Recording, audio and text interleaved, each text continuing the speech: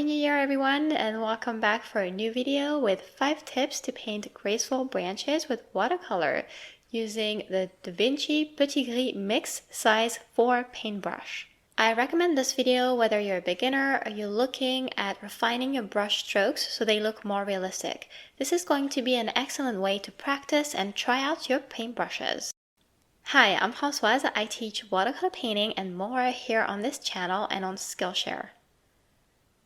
Before we get started on this video, I'd like to let you know I published a new watercolor class on Skillshare, watercolor all year round with simple forests. It will be very helpful with this YouTube video.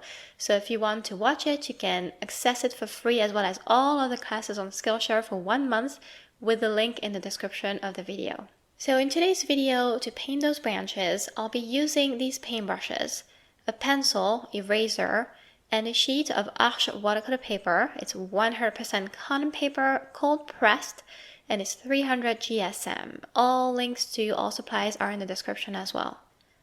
I'll use my Art Philosophy 2 paints that I poured in pans.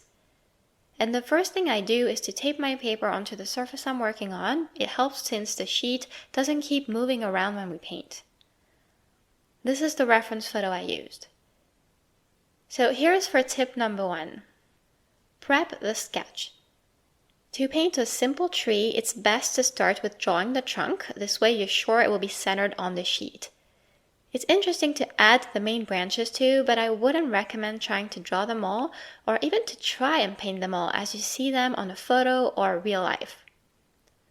As long as the strokes are graceful and placement logical compared to the rest of the tree, then you're okay. If you're planning to make the tree dark, it's okay to press a bit with a pencil, although I'd recommend to keep a light hand so you can erase if you need to.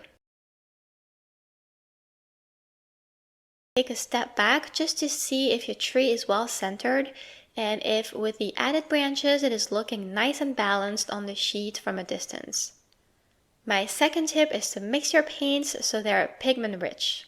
That is, if you'd like to paint a tree like I do on a light background, then you want your paints to make it pop, and to do that, I mix very little water, just enough that it is easy to paint with this mixture.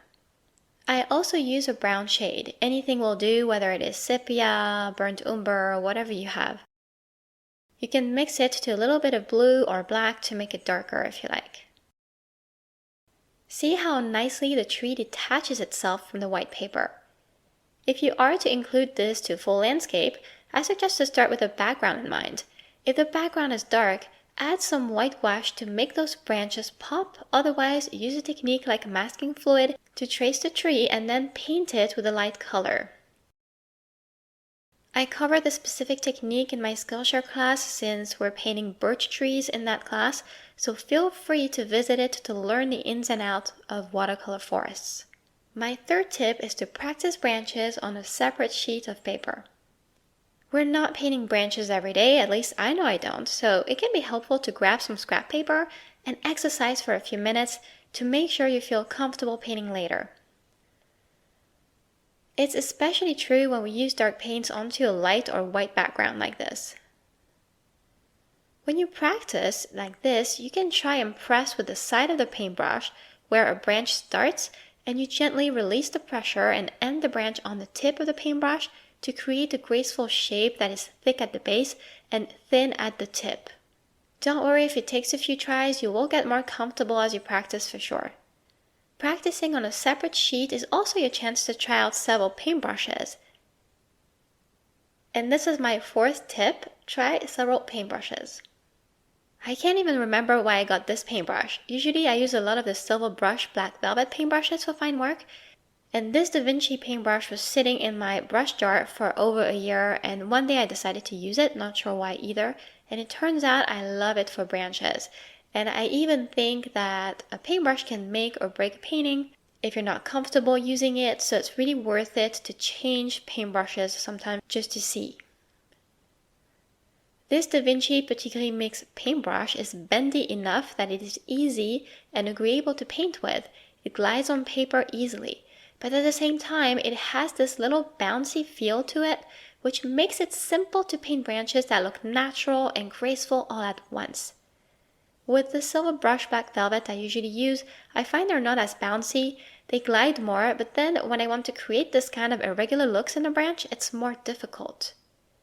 I'm talking about that broken down looks, that look when we have twigs coming out of one branch. And that is more difficult with a silver brush, but pretty easy with a Vinci Petit Gris mix brush. So if I hadn't tried it, I would have missed out. My Petit Gris mix paintbrush is a size 4, and it's perfect to paint branches on this size of paper. My 5th tip is to make it random. Make sure those branches vary in the way they look.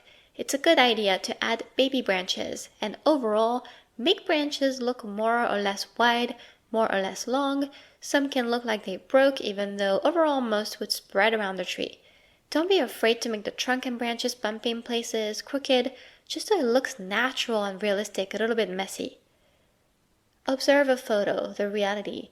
It's important to get a sense of how branches look, but it's equally important to learn to let go of the reference photo once you have the main branches sketched out and painted, and just relax into the painting, keeping in mind that on such a tree, a pine tree, branches on top will be a bit shorter than the ones beneath and so on. This is the kind of information you can get from looking at a photo. But it doesn't mean you can't be creative and let go a little bit when you paint. I hope you enjoyed this video. If so, please subscribe so you can be updated of all my future videos. Like and share this video around you. Thank you so much for watching, and see you in the next video.